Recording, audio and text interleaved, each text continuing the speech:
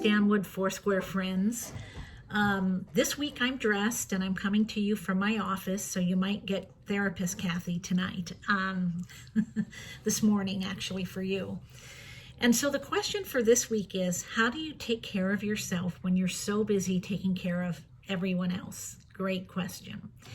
And what are some practical and emotional ways to do self-care without becoming selfish? So what health is, it's a balance between taking care of self and taking care of others. And we can get unbalanced in either way. There are the people, we call it codependency, when people take care of others and do not take care of self. And we call it narcissism, when people take care of self but don't do a good job of taking care of others. So to be healthy, we have to have a good sense of self and a good sense of others and care about both. So when we talk about self-care, there's really two different components I want to address just very quickly this week. And the first one is the principle of pruning, and the second one is the principle of enrichment. And so Henry Cloud talks about pruning, and he says if you're going to prune, there's three kinds of branches you need to prune from a rose bush if you're going to prune well. And the first kind of a branch you need to prune is the dead one, because if you don't prune, you don't cut out the dead branches of a rose bush, some of the healthy branches might get tangled in it and get choked out. And so one of the things we need to prune are those dead relationships, those activities, those ministries, those behaviors or things that we do that breed absolutely no benefit or life to ourselves or others. And the relationships that have absolutely no value. In order to stay healthy, we need to be willing to prune them. And pruning them might mean really paring back on the amount of effort or time you spend. And there's some relationships where we might need to just say goodbye because they suck the life out of us.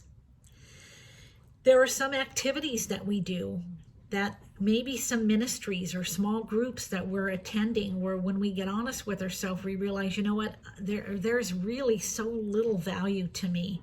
It's just busyness, and we need to be willing to cut out some of those things. And then the next kind of a branch we need to prune are the sick ones. And before you prune a sick branch in a rose bush, you want to first treat it to see if it can become healthy. And so these would be relationships that just add stress to your life, and yet they're so important that you don't want to just prune them out. And so we renegotiate terms. It might mean setting boundaries. It might mean confronting an ongoing situation that is just, providing stress or is, impacting the vitality of the relationship. And so you first want to try and renegotiate. We first want to try and confront. We first want to try to set some boundaries to see if what is feeling sick can become healthy.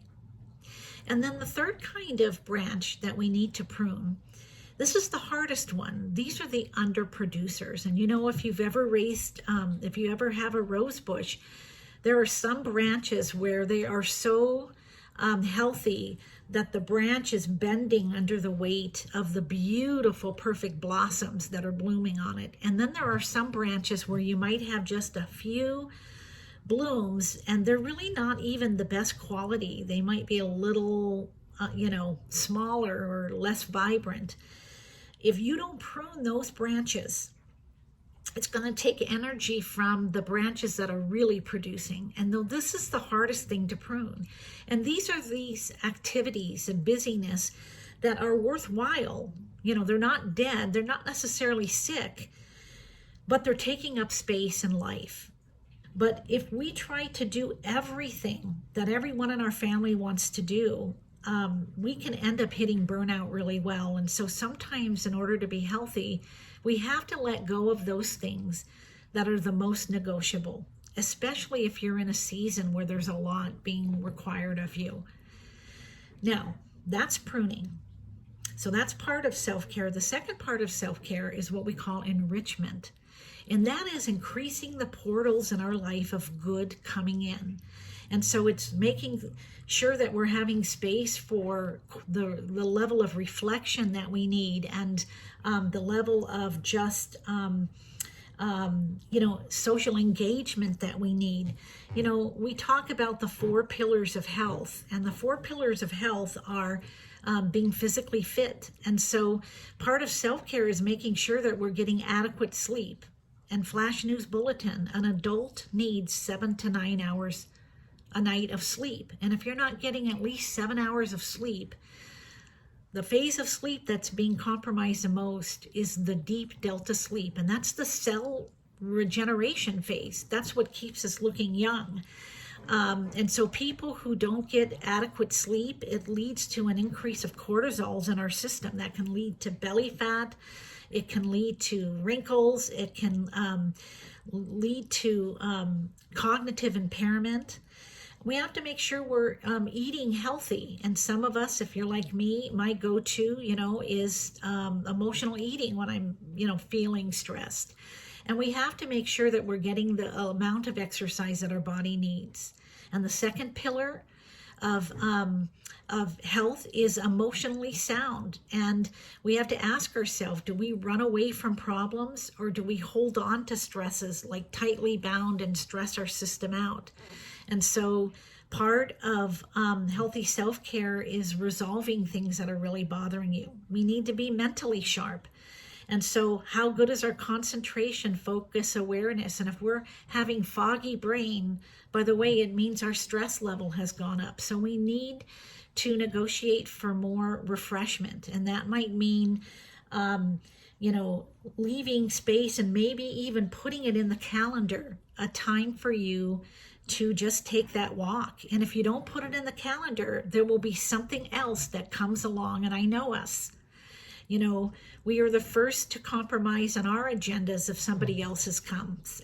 And then the third pillar of health is meaning and purpose. And so we have to leave space to do enough in our schedule that gives us a sense of meaning and purpose and vitality. And these might not be things that other people think are important, but we need to be doing enough in our life where we feel like our life has meaning and purpose. We have to find a way to gradually add the self-care in to a point. And to what point, Kathy? Well, as you pay attention to the point where you no longer feel stressed out, where you feel relaxed, where you feel like you're attuned enough to notice things, where you start enjoying life again.